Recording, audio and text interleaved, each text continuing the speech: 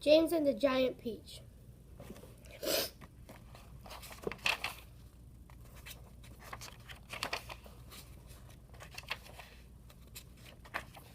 Chapter 1.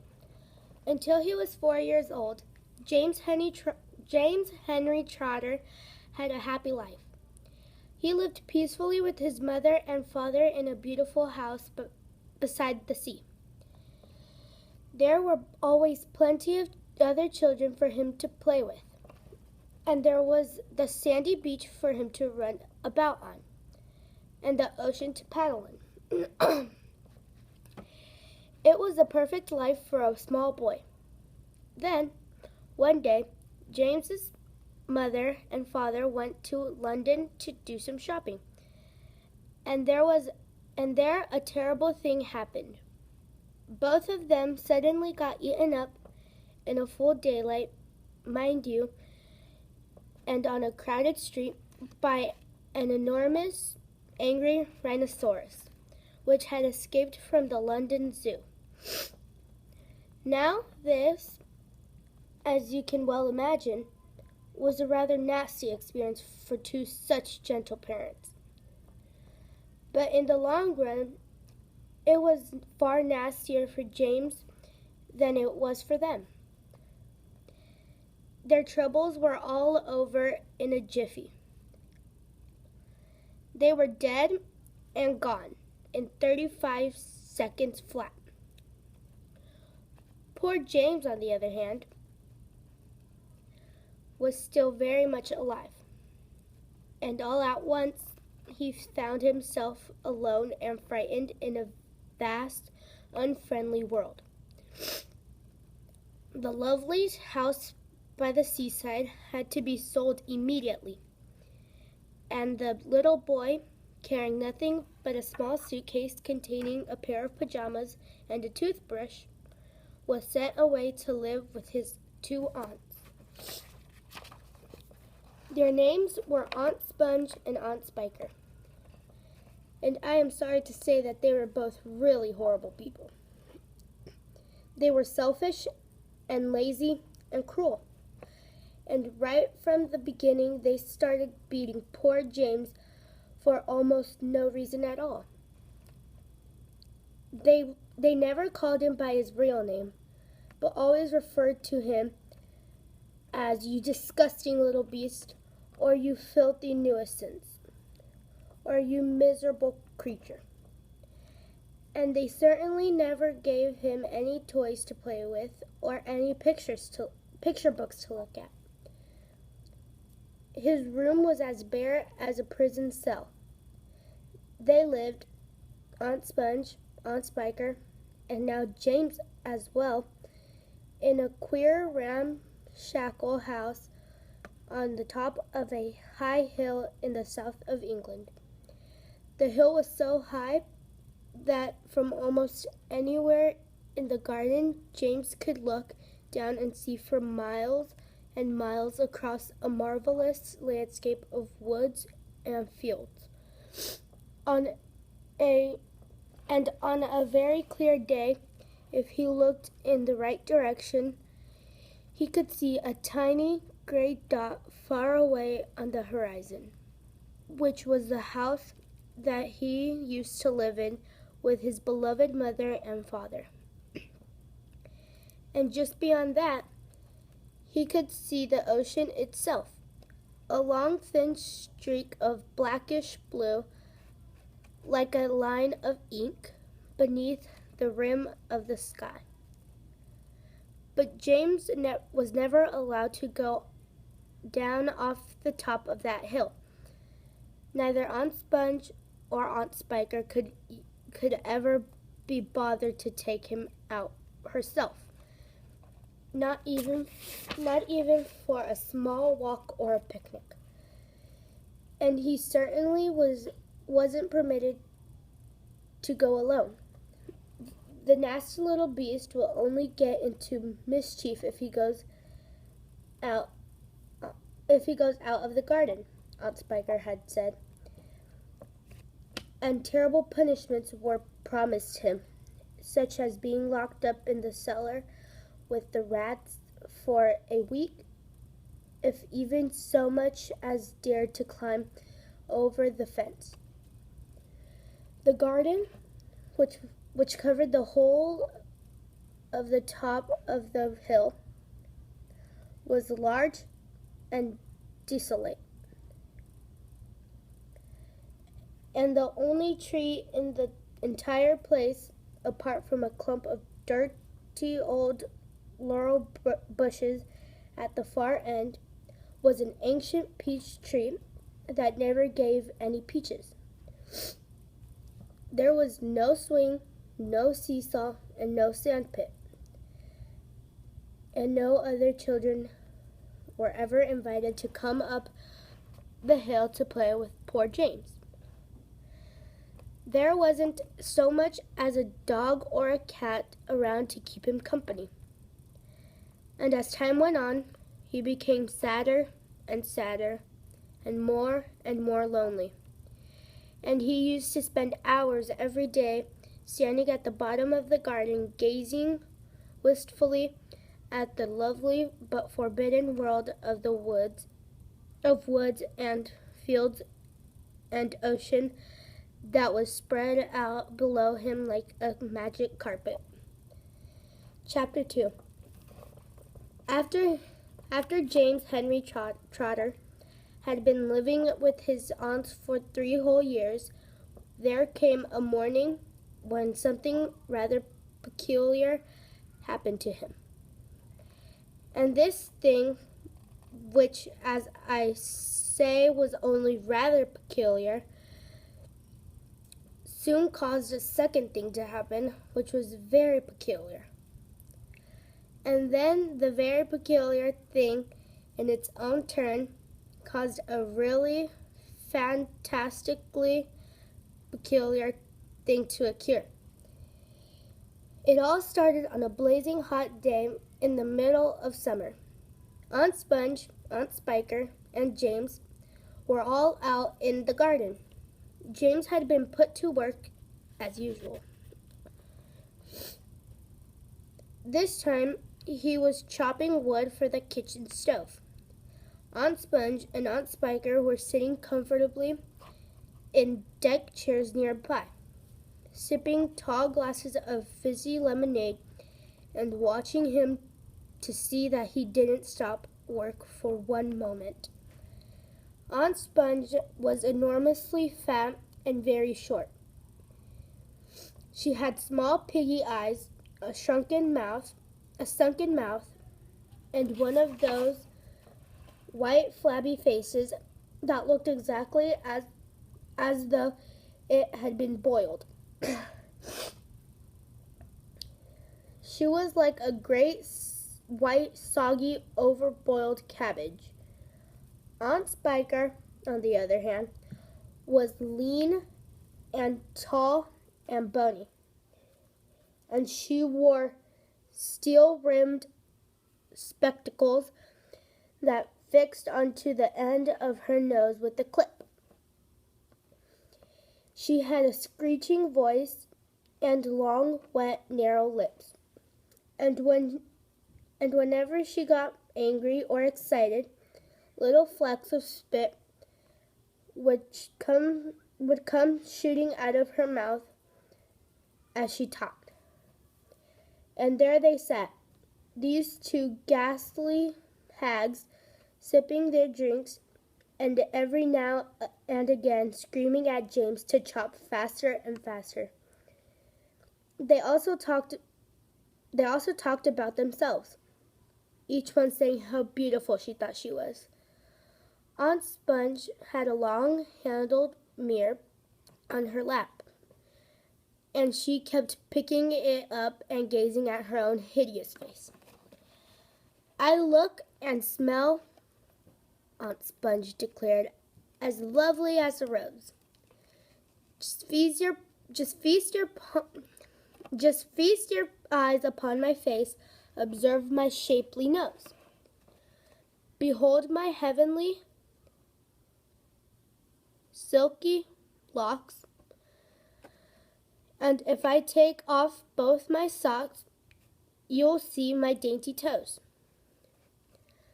But don't forget, Aunt Spiker cried, how much your tummy shows.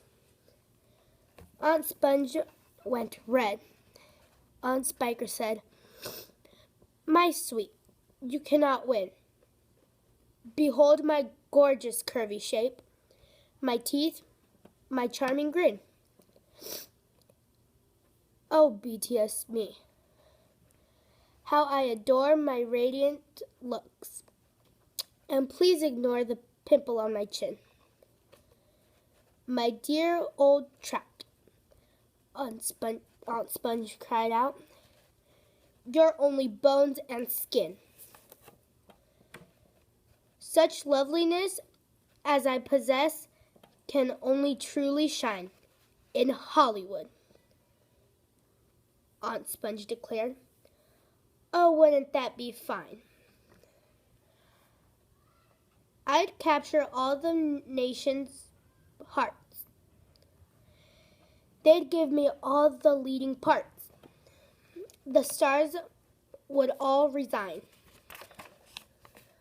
I think you'd make, Aunt Spiker said, a lovely Frankenstein. Poor James was still slaving away at the chopping block. The heat was terrible. He was sweating all over. His arm was aching. The chopper was a large, blunt thing, far too heavy for a small boy to use. And as he worked, James began thinking about all the other children in the world and what they might be doing at this moment. Some would be riding tricycles in their gardens. Some would be walking in cool woods and picking bunches of wild flowers. And all the little friends whom he used to know be down by the seaside, playing in the wet sand and splashing around in the water. Great tears began oozing out of James's eyes and rolling down his cheeks. He stopped working and leaned against the chopping block, overwhelmed by his own unhappiness. What's the matter with you? Aunt Spiker screeched, glaring at him over the top of her steel spectacles. James began to cry. Stop that immediately and get on with your work, you nasty little beast, Aunt Sponge ordered. Oh, Aunt Sponge, James cried out. Oh, Auntie Spiker, couldn't we all, please, just for once, go down to the seaside on the bus? It isn't very far, and I feel so hot and awful and lonely. Why, you lazy, good-for-nothing brute, Aunt Spiker shouted. Beat him, cried Aunt Sponge. I certainly will, Aunt Spiker snapped. She glared at James, and James looked back at her with large frightened eyes. I shall beat you later on in the day when I don't feel so hot, she said. And now get out of my sight, you disgusting little worm, and give me some peace. Peace. James turned and ran. He ran off as fast as he could to the far end of the garden and hid himself behind the clump of dirty old laurel bushes that we mentioned earlier on. Then he covered his face with his hands and began to cry and cry. Chapter 3. It was at this point that the first thing of all, the rather peculiar thing that led to so many other much more peculiar things happened to him.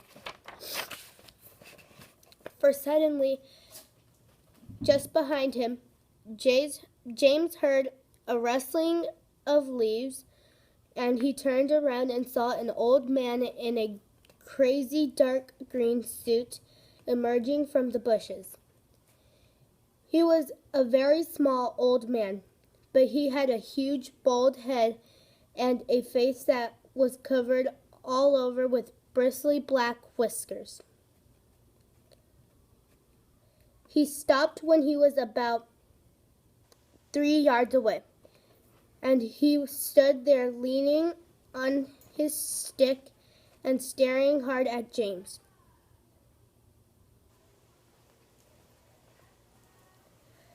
When he spoke, his voice was very slow and creaky. "Come closer to me, little boy," he said, beckoning to James with a finger. "Come right up close to me and I will show you something wonderful." James was too frightened to move. The old man hobbled a step or two nearer. And then he put a hand into the pocket of his jacket and took out a small white paper bag.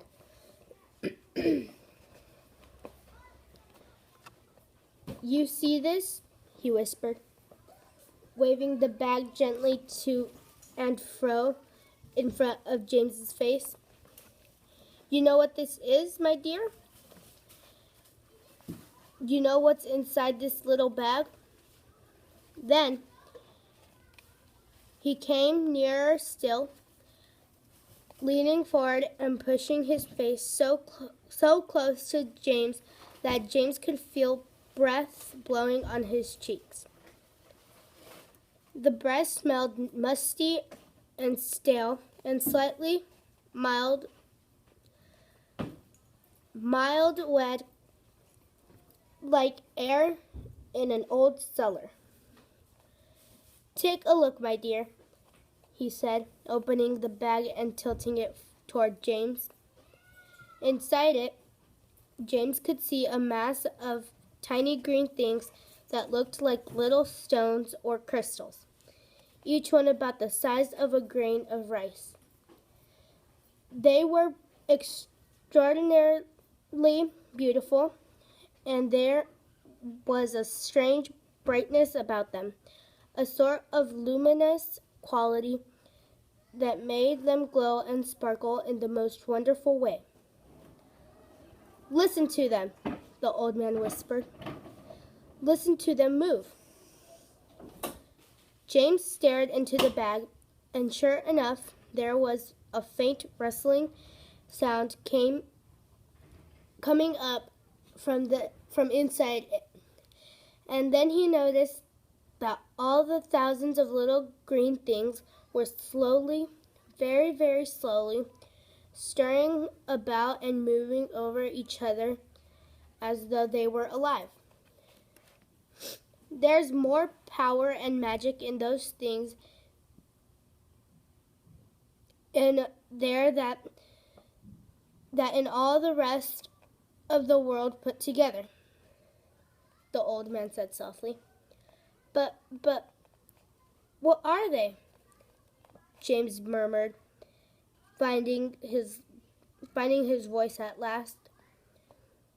"Where do they come from?" "Aha!" the old man whispered. "You'd never guess that." He was crouching a little now, and pushing his face still closer and closer to James until the tip of his long nose was actually touching the skin on James's forehead. Then suddenly he jumped back and began waving his stick madly in the air. "Crocodile tongues!" he cried. 1,000 long, slimy crocodile tongues boiled up in the skull of a dead witch for 20 days and nights with the eyeballs of a lizard. Add the fingers of a young monkey, the gizzard of a pig, the beak of a green parrot, the juice of a porcupine, and 3 spoonfuls of sugar. Stew for another week, and then let the moon do the rest. All at once, he pushed the white paper bag into James's hands and said, "Here, you take it. It's yours."